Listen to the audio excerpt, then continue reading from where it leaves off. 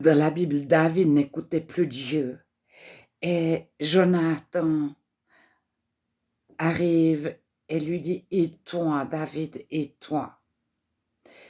Et parfois, nous avons des grandes idées.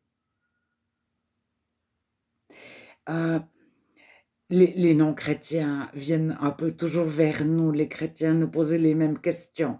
Donc chrétiens, c'est ceux qui suivent la Bible, suivent Jésus de la Bible, ils sont pas religieux. Ils sont chrétiens, ils croient en Dieu et en Jésus, mais ils ne pratiquent aucune religion. Alors, être chrétien, pour les non-chrétiens, moi, on me pose toujours la même question, une voire 2, mais on me demande jamais si je suis pour ou contre l'école à la maison, si je suis pour les pères au foyer, hem on me demande pas ce que je pense des esclaves sexuels en Suisse, de la traite des êtres humains en Suisse, en Europe et cetera. On me demande pas ce que je pense de la pédophilie. On on me demande, il y a des tas de questions qu'on ne me pose jamais. Alors, hem, les gens arrivent avec un certain préjugé, ils ont une un voilà et ils arrivent forcément chez les chrétiennes. Alors Israël revient sans cesse de les questions. Moi, je réponds: «Nous sommes responsables du conflit, en Israël». Donc Israël, c'est en de l'hébreu. Palestine, c'est le même mot, mais en arabe. Donc il faut ça représente la même chose. C'est dire la même chose de 2 langues différentes. Alors, moi, je pense que nous sommes responsables du conflit. Il y a longtemps qu'il devrait être résolu. Mais il faut regarder sur une carte mondiale où est située Jérusalem, qui est, le chemin obligatoire entre l'Europe et l'Afrique par terre et entre l'Europe, la Russie, l'Asie et l'Afrique aussi par terre.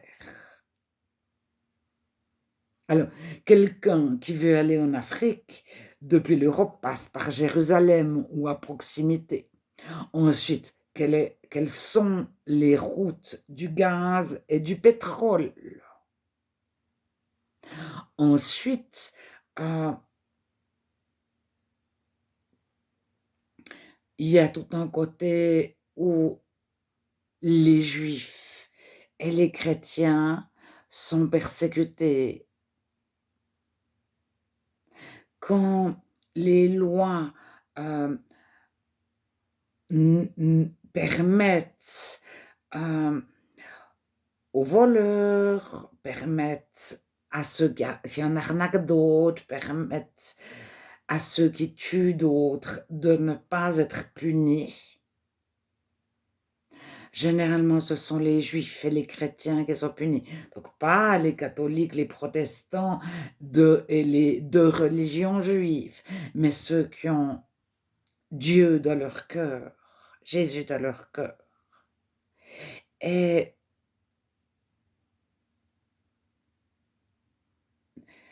devant Dieu, nous sommes devant Dieu, il y a pas on peut avoir le meilleur pasteur possible, on peut avoir la meilleure cellule de prière possible, on peut avoir 25 amis chrétiens extraordinaires qui prient avec nous tous les jours, on peut avoir le meilleur groupe de louanges, le meilleur, groupe d'études bibliques. On peut avoir des personnes qui connaissent les langues de la Bible, les manuscrits de la Bible, être entouré de personnes qui ont des connaissances qui sont extraordinaires, qui ont un cœur selon Dieu, et cetera, et cetera. Nous sommes tout seuls devant Dieu et Dieu ne nous demandera pas, qu'est-ce qu'ils ont fait les autres? Qu'est-ce que tu penses au sujet des autres? Et toi, et toi, et toi. Alors, on m'a mis plusieurs fois devant le sujet de l'euthanasie. Donc l'euthanasie active, passive, soit on se la fait à soi-même, soit on euthanasie des personnes qui en ont plus ou moins conscience ou pas. Et j'ai des idées. Et aujourd'hui, je tombais le gazon. Donc, je venais d'être confrontée à ce sujet. Et avec le couteau de la tondeuse, j'ai escamoté un escargot, un gros escargot. Et il n'est pas mort, mais il était sérieusement... Alors, un escargot, c'est pas, il ne crie pas, et on ne voit pas dans ses yeux sa détresse comme on la verrait dans les yeux d'un chat, par exemple. Le chat, s'il souffre, il ne crie pas, il ne dit rien, il va se cacher, mais si on le regarde une fraction de seconde, on voit de ses yeux qu'il souffre. Alors, un escargot, on ne l'entend pas, on ne voit pas sa souffrance, et il est en train d'agoniser, et je l'ai achevé, et j'ai eu une idée, mais comment je fais, mais comment je fais? J'ai eu tout de suite la réponse, puis je disais, mais Seigneur, je peux pas, je peux pas, je peux pas. Et puis, est-ce que j'avais une meilleure idée? Non. Alors, il reste d'aimer la voie par excellence que Paul introduit à la fin du chapitre 12 de 1 Corinthiens. Je vais vous montrer une voie par excellence. Agapé, l'amour, agapé, agapéo. Et il finit le chapitre suivant, le chapitre 13, par maintenant 3 choses demeurent, la foi, l'espérance et l'amour. L'amour agapé, mais la plus grande de ces choses, c'est l'amour. Et nous, chrétiens, nous sommes appelés à aimer. Dieu nous demandera, et toi, et moi, et moi. Il ne nous demandera pas de telles circonstances qu'a fait l'autre.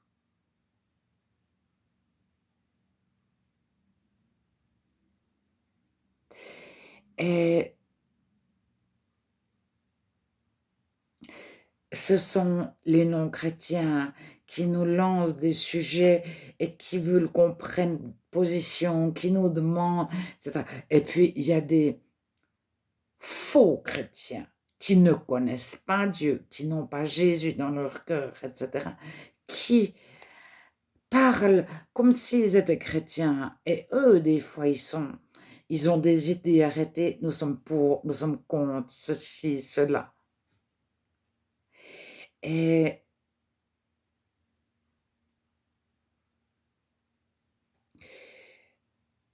nous sommes des fois poussés à prendre position sur certains sujets. Mais nous prenons position pour Dieu. Et notre message, c'est aller à Dieu. Dieu vous montrera. Vous êtes tout seul devant Dieu. Chacun devra rendre compte pour lui-même. C'est Romains 12, je pense, ou Romains 14. C'est celui qui est faible de la foi. Ne discutez pas les opinions. Quelqu'un pose les jours tous égaux et certains considèrent certains jours comme différents d'autres jours. Donc, c'est le sujet du sabbat, des fêtes, etc. Ou des jours de jeûne. Ça dépend des interprétations. Mais, enfin, celui qui fait des différences entre les jours et celui qui n'en fait pas, il le fait pour Dieu. Chacun devra rendre compte pour lui-même. Et celui qui mange de tout, celui qui ne mange pas de tout, chacun rend compte pour lui-même. Et on peut avoir eu 25 pasteurs, mais 50 pasteurs extraordinaires qui étaient à nos petits soins. Eux ne sont pas entre nous et Dieu. Ils ne rendront pas compte pour nous, ils rendront compte pour eux-mêmes. Bien que, zut, je ne sais plus où c'est, mais Ceux qui enseignent, il leur sera demandé des comptes.